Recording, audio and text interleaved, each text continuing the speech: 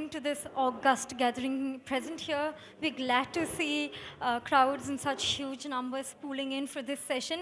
It's our pleasure to see people coming in because, ladies and gentlemen, it's because of you we get to believe that great cities are built not just with buildings, roads, and skyscrapers, but with the collective intellect of the populace. It is again because of you we get to believe that robust and liberal societies need such dynamic platforms such as the Apeejay Calcutta Literary Festival 2019 for a continuous exchange of nuanced thinking and great conversations. Precisely why, ladies and gentlemen, in this very session, we have three very eminent speakers, erudite personalities, who are going to enthrall us with their session.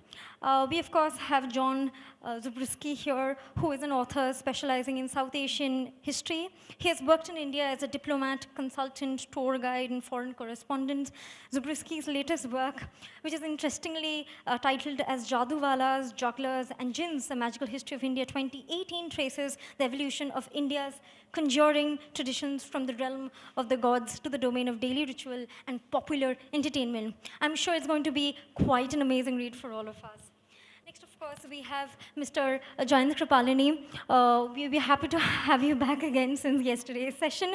He's famously known as the author of a very popular book, The New Market Tales. I'm sure all of you have read it, because I have. And next, of course, we have Mr. Jonathan Gil Harris, who is an academic, a writer, and a dedicated follower of Hindi cinema. He is a prominent scholar of Shakespeare and has authored 6 books on the drama and culture of Shakespeare and his contemporaries. To Mr. Jayant Kripalani. Thank you. Thank you very much. Woo! Way to go. Thank you all for coming and listening to us. I'm quite surprised at the number of people. I've played here to smaller audiences, I'm going to tell you that. It's good to have John and Jonathan here, in fact, because of their fascination with Hindi films, his fascination, and I'm sure somewhere along the line that has creeped into your blood too. We're introducing ourselves as John, Jayant, Jonathan, tan. Right. So we've all seen that movie, I'm sure. Now, before we actually dive into the discussion, I have to confess that I hadn't heard about them until about a month ago. And then I demanded to know what they were reading and what they were writing, and I was sent these 2 books, which I tried to finish before, and I just about succeeded. So for me, being an Indian, living in India, both these books were eye-openers in different ways. The way they've looked at magicians, jugglers, jaduwalas, and the way Gil, right, has, I'm supposed to call you Gil, not Jonathan, right. The way Gil has looked at certain characters in history, the magic that they created in their time, not juggling and jaduwalas and jinns, but one of them, in fact, created a whole city. Not an Indian, a slave brought in from Ethiopia, I think, and it's a fascinating tale. So I'm not going to talk more about them, let them do the talking. I was wondering, though, should we start with some magic? Who here believes in magic? What sort of magic? Do you think that is magic real, or is it magic just a trick? It's an illusion. Are you sure? Can you explain? That means that if you saw a magic trick, you would be able to explain how it's done. Is that true or not?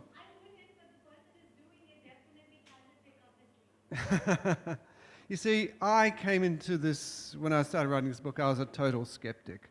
I just didn't believe that there was really such a thing as real magic. You know, Indian rope tricks, all that sort of stuff, balderdash.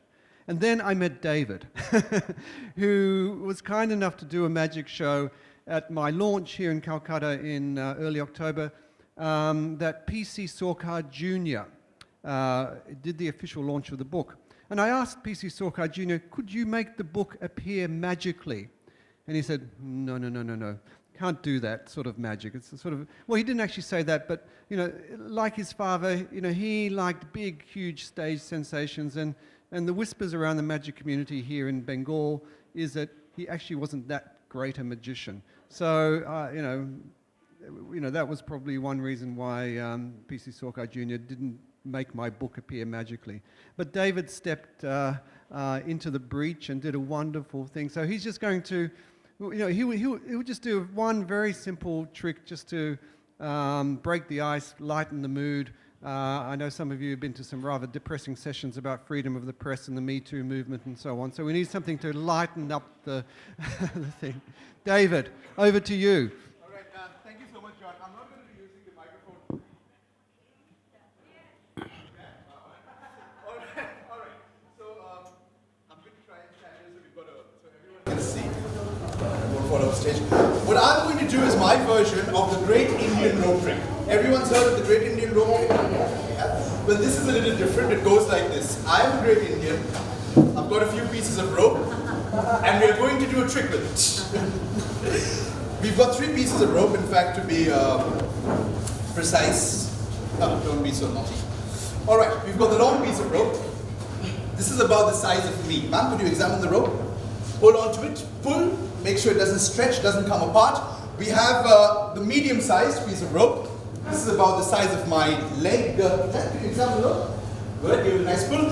And we have the short piece of rope. This is about the size of my foot. So can you examine the rope? Pull on it, make sure it's strong, doesn't stretch, doesn't come apart. I will not let you examine them later on. Ordinary piece of rope, ma'am. Fantastic. Sir, are you happy or married? Happy? Alright, so these are the kind of ropes you have in your bedroom. You do? And we have a medium piece of rope. Are you happy it's an ordinary piece of rope? I will go with you. Yes. You will go with me. Thank you so much. I'm going to try and create an illusion. It works like this. There's the long rope, there's the medium piece of rope, and there's the short piece of rope. Watch. Now this isn't really happening. This is just an illusion. So now you'll see that the long piece of rope is the size of the medium piece of rope, which is about the same size as the short piece of rope. Just like that. You know, ladies and gentlemen, people say that we cannot follow along. We have 2 eyes, you have 3 ropes. I'm going to eliminate one of the ropes, leave it right there. In fact, I'll tell you what, we'll hold on to one rope, hold on to the other rope over here, and the young lady over there, could you fly a kiss at the ropes, please? Oh, that's very sweet. My girlfriend's taking pictures. At the ropes, please. At the ropes, please. And you'll see with the power of a kiss, they magically play into one long piece of rope. All right. So we all know rope has got 2 ends and 1 middle. Watch as the ends and the middle change places. On the count of 3. 1, 2, 3. I never said I was going to do it magically. That's the hard part. That's the easy part. The difficult part is to make them go back. You snap your fingers, they go back. It's a miracle. We try that one more time. If you take the ends of the rope, pop them in the hand, the middle here, you snap, you will see that they change places. Just like that.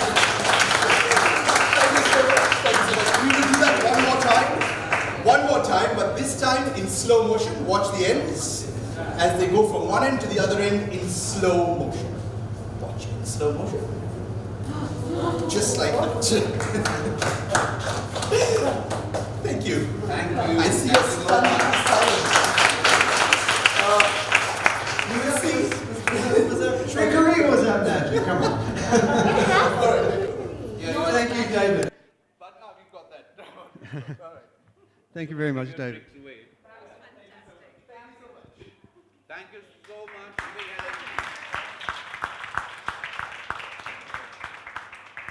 I'm doing a television serial called Taranath Tantric, and he was supposed to be the street magician doing the publicity for it, but somehow it didn't work out. So I'm glad I met you, and thank you for coming. I'm glad I met you too. Thank you so much for the opportunity. Well, let's get back to a little bit of books, a little bit of magic about books. And let's quick shift to history and then back. We'll come back to you. I want to talk about my favorite magician, who's the man who made Aurangabad. How did you discover him? Where did you discover him? How did you get your teeth into his story? And would you like to read a bit out about him if you wish, after talking about him or before, or not at all? It's your call. So the person in question is someone who, I think a few of you may have heard of him, but many more of you should have heard of him than have. His name is Malik Ambar. And Malik Ambar was the founder of the city that was originally called Karki, which later, after Aurangzeb invaded it, became known as Aurangabad. And this was no ordinary city, because Malik Ambar planned it as an impregnable city that would be protected from incursion by the Mughals. And the primary innovation about the city was a water supply system that he built. This was in 1610. It's still functioning in 2019. And the quality of its water and the pressure of the water is as good as anything laid in the last 30 years. Now, what's unusual about Malik Ambar is that he wasn't from the Deccan. He was a migrant, and he wasn't a migrant from the subcontinent. He was from Ethiopia. He was one of a large number of Ethiopians who came over to India in the 16th century because there was a thriving Indian Ocean slave trade at that point. The Ethiopian court coveted Indian silk, and they would sell pagans from the southern part of Ethiopia in return for silk. And the Indian rulers of the sultanates were particularly covetous of Ethiopian soldiers. So Malik Ambar arrived in India sometime in the 1570s, 1580s. The slavery of the time was somewhat different from what we might associate with slavery, thanks to its more well-known American incarnation. This was not plantation slavery. It wasn't slavery for life. Many of the Ethiopians who came over served basically as mercenaries attached to powerful figures in the Deccan. And they'd be manumitted, they'd gain their freedom after a number of years of service, and particularly if the service was effective. It seems like Malik Ambar was an exceptionally bright young man, but he also became invaluable to the Deccan rulers because of his military strategy. Jahangir, in particular, drove himself into a state of distraction over Malik Ambar because he couldn't dislodge him. And he fantasized beating him up so badly that he even commissioned a painter to paint Jahangir firing an arrow into Malik Ambar's head. This was something he dreamed of doing, but Jahangir died without ever laying a finger on Malik Ambar. Malik Ambar was a brilliant military strategist. He was very good at scaling mountains. This probably had a lot to do with growing up in the Ethiopian highlands. He was very used to living out in the open in parched landscapes. But he also seems to have been particularly good at bonding people together from different communities and different religions, because he entered into a partnership with a lot of the Maratha Jagirdars, one of whom was the grandfather of Shivaji. And Malik Ambar ended up being godfather to Shivaji's father. This is something that is easier for me to say in Bengal than it is to say in Maharashtra. And Malik Ambar's particular style of martial arts, known as Bargigiri, I'm just waiting for a Hindi movie called Bargigiri to be, to be made. It involved, in fact, not dishum, but very artful use of undulating landscape, taking your enemy to quagmires leaving them to sink there and then disappearing up a mountain. That's a lot like Shivaji's. It's exactly like Shivaji's military where he got it strategy. from, okay. So it's a little bit of a heresy amongst certain people of the Sainik variety to suggest that some of Shivaji's knowledge came not only from a foreigner, came not only from a black foreigner, but came from a black Muslim foreigner. But it's a reminder that Indian traditions are much more mixed and hybrid than those who are in the lot of the nativists would like us to believe. Okay, can you hold that thought for a second? Happily. We're going to go reverse migration over here. Gogia Pasha. Gogia Pasha. Yes. No, do you? Okay, yeah. Before you go to Gogia Pasha, you mentioned PC Sarkar, Junior. Yes. Here's a slogan for the next election, which you might like. Ab ki baar PC Sarkar, you know. So your call. Do you want me to talk about Gogia Pasha or PC Sarkar?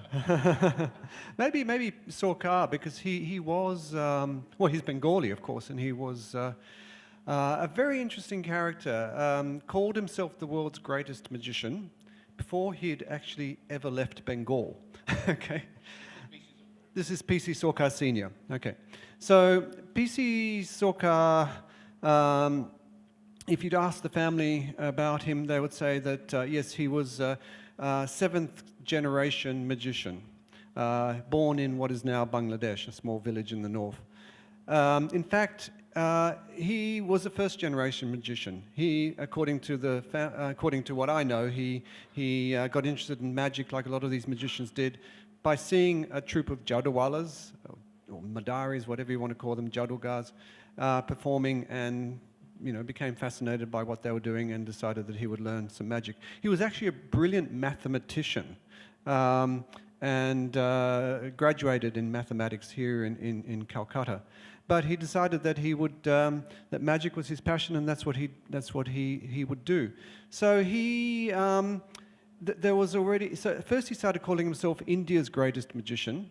The problem with that was that there was another magician based in Bombay who was already calling himself India's greatest magician. So what do you do then? You call yourself the world's greatest magician.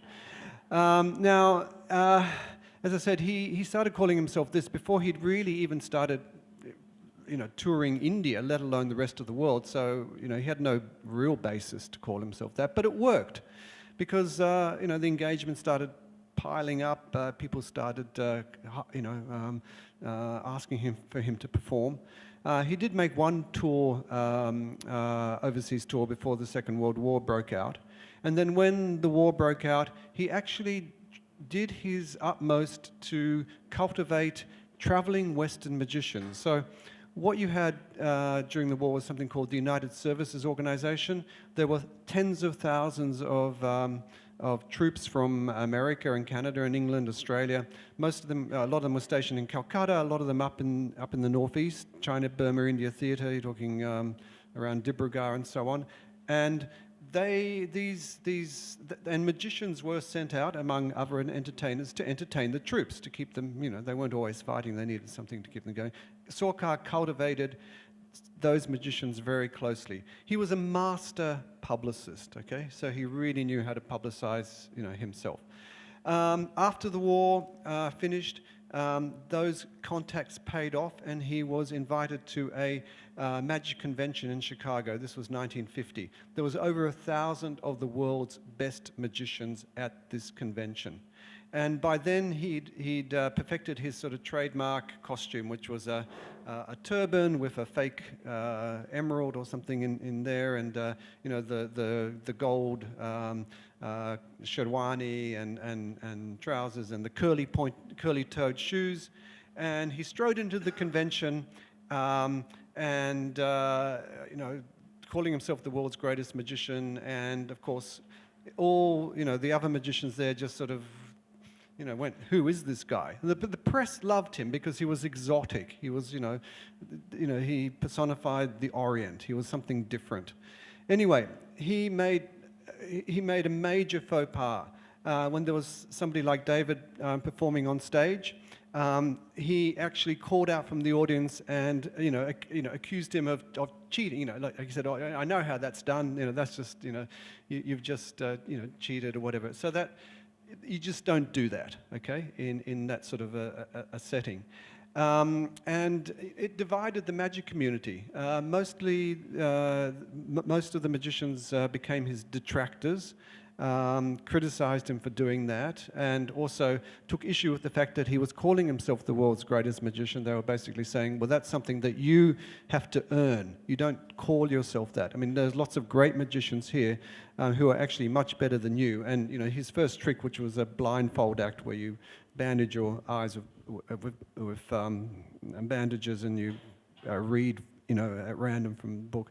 He did it so badly that it was embarrassing. But he went on, and as my book points out, he every time there was encountered any criticism whatsoever from other magicians, if there was a bad newspaper review, he would just bombard newspaper editors or magic societies with incredibly slick, beautifully produced posters and publicity materials, counter reviews, just explaining how good he was. But he was still struggling to make it meet. And I can read a little bit here because this is really the story of how he made his breakthrough, which was, as you all...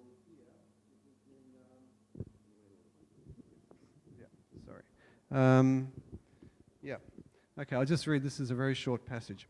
At 9:15 on the 9th of April 1956, the BBC's switchboard suddenly lit up with hundreds of calls from viewers convinced they had just witnessed a gruesome murder live on their television screens.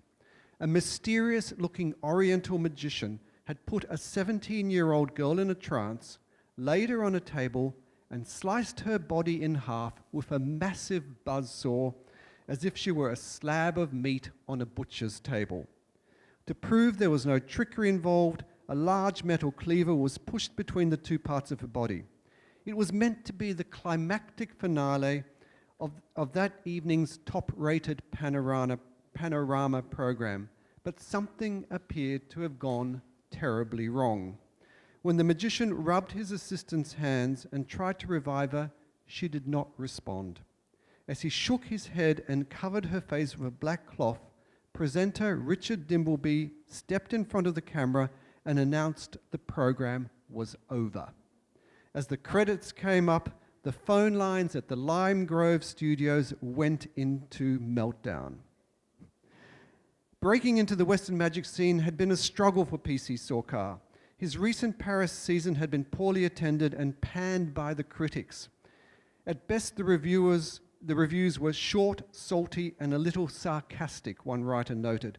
He'd fallen out with fellow conjurers on account of his insatiable ego and for having the nerve to call himself the world's greatest magician.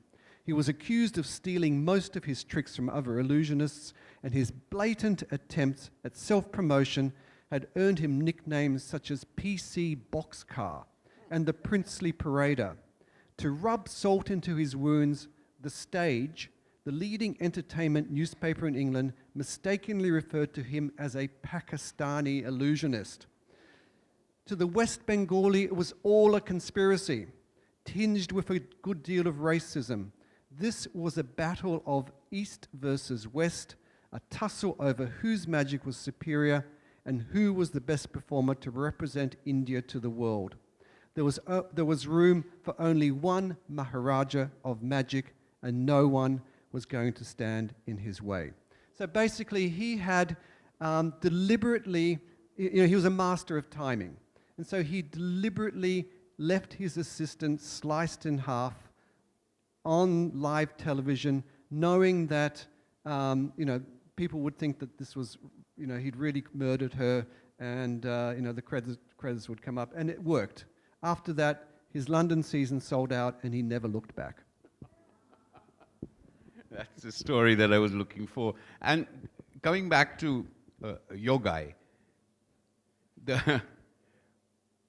he was talking about East using Western technology to promote its magic. And here is, I guess, you could call Ethiopia west of India, but who actually brought him in to India? I don't think that's. He was, it was actually a long sequence. He was sold in slavery in Baghdad. And then it was his Baghdadi owner who took him to the Deccan and sold him to someone named Chinggis Khan, who was also another Ethiopian prince in the Ahmednagar Sultanate. Okay, the magic of Aurangabad, now tell us that. So the magic of Aurangabad, well, I think I can, but it might be difficult to find something on the spur of the moment. But I think the magic of Aurangabad is, to a large extent, actually I was talking about this with David, that a lot of what we think of as magic is based on our inability to see what is in front of our eyes, because we've been so conditioned to think of reality as rolling along in certain tracks that it doesn't necessarily proceed along. And Aurangabad we think of as a Maratha city in the Deccan, but it has an infinitely more cosmopolitan history. That is the magic. It has an infinitely more cosmopolitan history. The area has an infinitely more cosmopolitan history. The subcontinent has an infinitely more cosmopolitan history than is often realized. And to get back to the point that Jayant so artfully stopped me at before, we're living in a time of a romance with Shuddhata. The idea that we are one, we have one tradition, we come from one place, there is one sacred text. In fact, what is magic about India is that at its moment of inception, its moments of inception, because there isn't one, there's many, India is always plural. And Aurangabad is a great case in point. It was a deeply cosmopolitan city that consisted of Persians, Ethiopians, Somalians, even French people, Italians, traders, as well as Marathas. This is something we too easily suppress, I think, as we sort of rush to narrate the history of who we are. We forget that many, many tributaries have fed into India. And I think it's always important to remember that Shuddhata has always been a myth. It's magic of a kind that I don't believe in. In a way, it's a little bit like the trick you performed, where three different ropes, three different lengths, suddenly become homogenized into the same length. This is the magic that we're performing in India right now, of suggesting that we are one people, dare I say it, we're a Hindu Rashtra and nothing else. Wow. I've got something to think about for the moment. Yeah. What I did want, thanks for the BG Sarkar story, but I found the Gogia Pasha story more interesting, which is how this young Indian gentleman changed his identity and formed this, became Gogia Pasha, as it were, a man from Turkey, am I right? Egypt. And that should make an interesting tale. I've just been commissioned to write his biography, so that will come hopefully in a couple of, won't be this year, but next year sometime. But yeah, look, it is an interesting story, and it's an interesting contrast to the Sarkar story, because Gogia Pasha was he never made the same sort of pretenses. He didn't have the same sort of ego that PC Sarkar had. As you say, he came from Multan. His father was a jeweler. He went to England to help his father with his jewelry business, and there he saw an English magician performing, a magician by the name of Clark. Not very well known today, but he would come back again and again and again, night after night after night, and watch his performances. And this magician noticed this young Indian boy coming, sitting in the front row of the audience every night, and said, why are you here? Why do you keep on coming? He said, look, I just find your performances so extraordinary. So he took him under his wing and he mentored him. And shortly afterwards, this magician died and left Gogia Pasha, whose real name was Danpat Rai Gogia, all his equipment. And so Gogia Pasha started off just doing the club circuit in England in the 1930s, came back to Pakistan and where his family was, and started performing here too. But there's on the way from India to from England to India, of course, you went through the Suez Canal, and as ships made their way through the canal, they had to berth in Suez or somewhere. I remember going through as a very, very young child.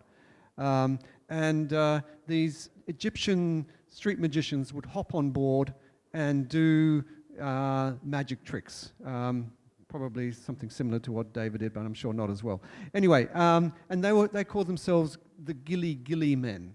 So Gogia Pasha, was known as the Gilly man, and that's that part of the story. The other part of the Pasha part comes from him going to Iran and performing before the Shah of Iran.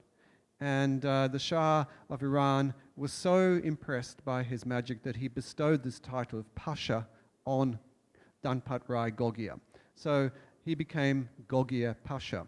But he also appropriated this, this Gilly man, the Egyptian garb. He had this sort of funny little moustache that was twirled up.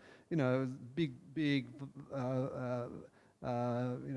voluminous robes and everything like this, and pretended that he was Egyptian. Throughout most of his career, people just assumed that he was Egyptian. He would, of course, he spoke Hindi and but most of his performances were in English, so he was known as really the Egyptian magician. Yeah. Thank you. I was really always intrigued by, I think, reverse colonialism is how I would like to look at it. From that magic, you have been writing very slyly, I notice, books on movies. Yeah, and it's so it's so refreshing that here's a historian, writing about the first Firangis who came here and switching to Masala Shakespeare, or even what is this fascination you have with Hindi movies, and where did you get it? And about 15 years ago, I would have asked you, why did you get it? But now perhaps I can understand the why, but where did you get it? Well, I can tell you the precise date. It was in June 2001. I went to the Chanakya Theatre in Delhi, which no longer exists. And I'd seen Hindi movies on DVD, video before, but I'd never sat in a single screen cinema to watch a Hindi film. And this experience really, I think in some profound way, transformed me. It made me realize, amongst other things, that a film is not simply what is being projected on screen. It's the ambience of the entire venue in which the film is being screened.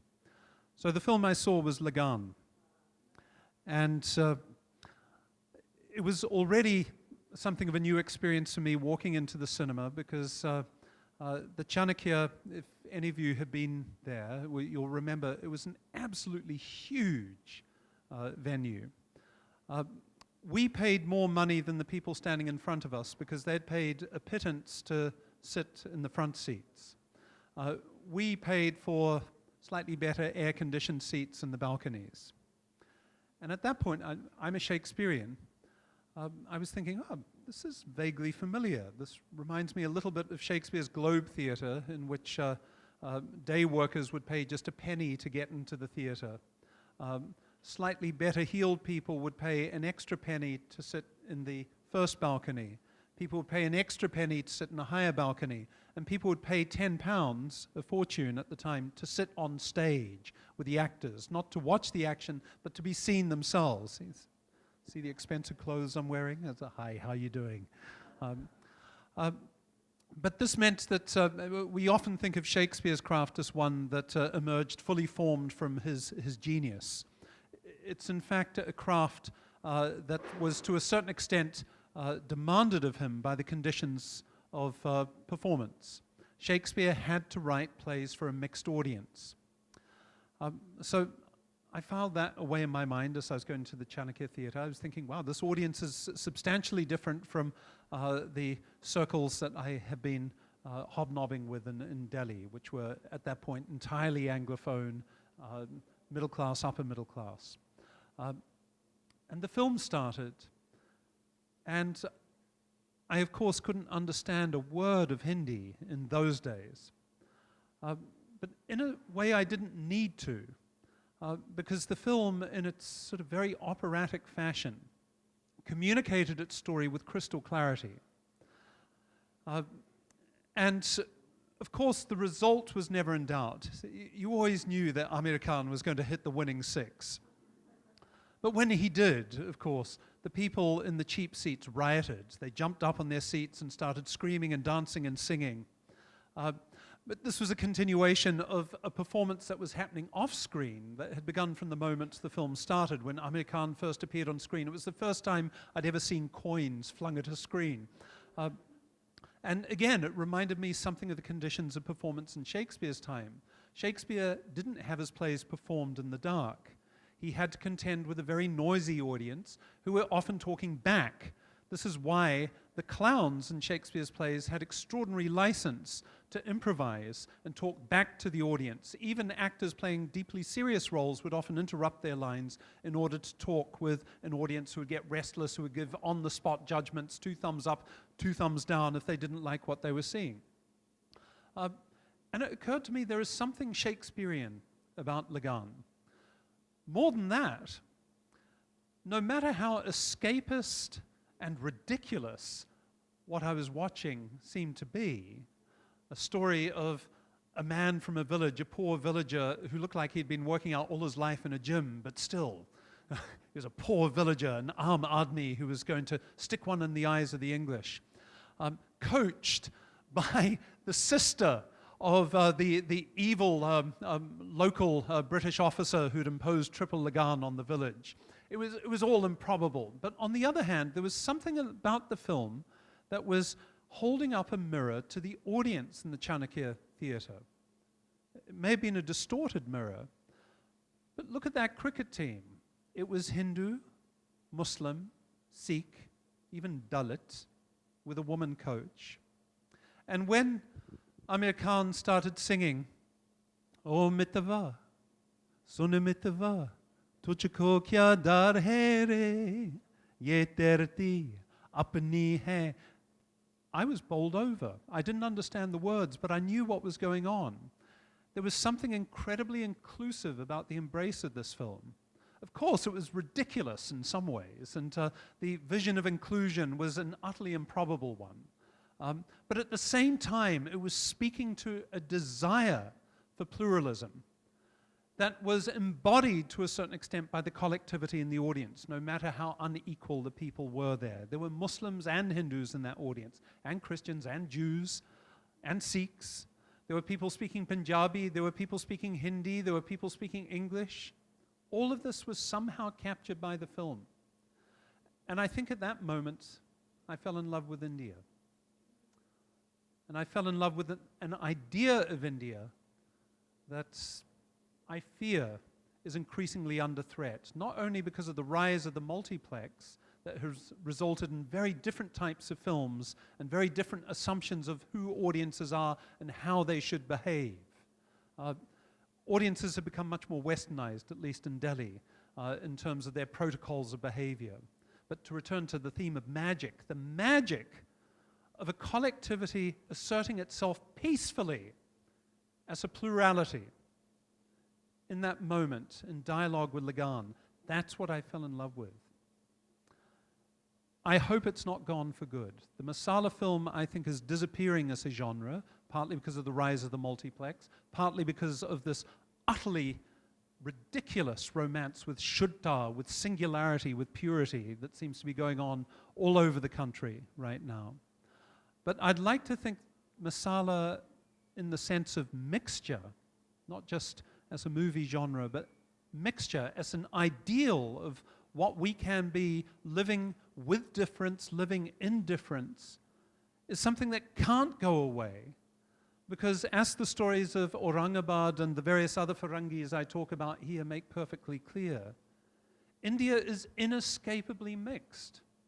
Even a Farangi like me, मैं आजकल देसी हूँ. Thank you so much. Yeah. So we know why he fell in love with India. You said you were here for 6 years and then you had enough, or was to that effect? No. Well, what made you fall in love with this place? Oh, It's apparent that you are. look, well, the magic of the place. But magic is, it's one of those overused words like love, isn't it? So it can mean so many things. It appears in iPhone ads, doesn't it? And all sorts of places. But, yeah, no, look, I love the plurality that Jonathan, and I agree with Jonathan, that is so much under threat. I love the fact that I can, when you travel from one state to another, from north to south, east to west, and I've been to I think I've been to every state except for Mizoram and Tripura, although they keep on making new states, so I might have missed out a few more now. Just the incredible diversity of this country. But look, for me, I didn't come here, when I first arrived here as a teenager in my late teens out of school. Of course, I didn't think I was going to be a writer or a journalist or a historian or anything like that. But I just had that feeling that, there was so much to this country that, so much to learn from a country like this. And, I came to writing books reasonably late. My first book came out about 10 or 12 years ago, and this is the third. And most of my career I've spent as a journalist, and including as a foreign correspondent here. And there are just so many stories waiting to be told. So many parallel histories to be written, like your book on the Farangis. I haven't read Masala Shakespeare, but I'm sure it takes that similar thing, and that's tremendous. Yeah. Look, I come as I was saying to Jayant, 2 or 3 times a year, and I'll be doing that again this year. Just because I feel like I could never, it's inexhaustible for me anyway. Just the richness of India, its history, its people, and the untold stories. And I feel, the Magic book is a case in point. I mean, I approached it really as it's a social, cultural, political, even economic history of Indian magic. It's not about tricks, really.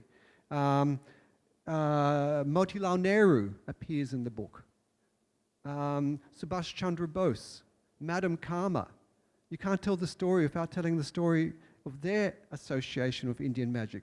How on earth could Motilal Nehru be associated with Indian magic? Well, I found in the Maharashtra State Archives a file where he's applying to the Directorate of Immigration in Bombay to send a troupe of 60 Indian magicians to the Paris Exposition of 1900. He's a successful Allahabad barrister, and he's taking time out to be India's P.T. Barnum, okay? And I kid you not, Paris Exposition 1900, first of these big international fairs of the new century. 50 million people pass through the turnstiles in Paris. 50 million people. A figure that wouldn't be eclipsed until Montreal in 1967. And you can imagine most of them would have made a beeline for Motilal's jugglers, snake charmers, acrobats, musicians, and so on. He formed a private company. He put up £7,000 of his own money. He had partners in England and in France, an American, a Sikh, his own brother as well. So that's Motilal's story. Subhash Chandra Bose, funnily enough, so we have Motilal Nehru sending there was mania for the exotic, of course, in those days. You didn't have to travel to India to see India. You could go to one of these world expeditions and there would be India recreated for you, this theme park where you had camels, elephants, snake charmers, dancers, musicians. You could buy Indian food, you could buy Indian handicrafts and shop in an Indian bazaar, okay? There's London, Paris, Brussels, Berlin, all over Europe, America. There was a mania for these ethnographic displays.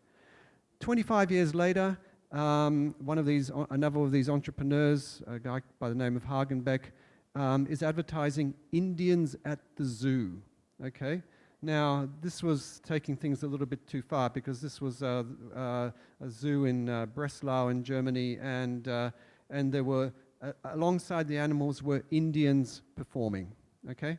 Snake charmers, magicians, acrobats, musicians, and all this sort of stuff. And the local Indian community took offense, as they rightly should have, because these were, equating, people from India with animals in a zoo was, very un-PC today, and even then was considered un-PC. And one of those people who took up their cause was Subhash Chandra Bose in his newspaper Forward.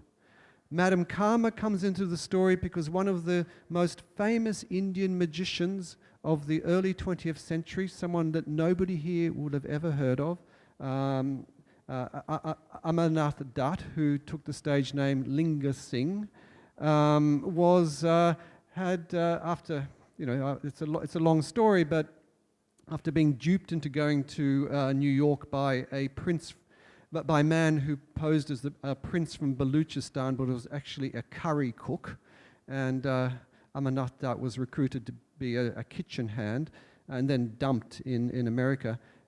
He ended up joining Madame Karma's revolutionary cell in Paris and being sent to America as a bomb maker. We don't know what happened, why he eventually had a falling out of the cell, but he then would use whatever pyrotechnic tricks he learned while he was being trained in America to bring to the stage. Years before P.C. Sorcar, burst on the scene with these elaborate, Bollywood-style stage settings with lots of music and dance and incredible props and so on.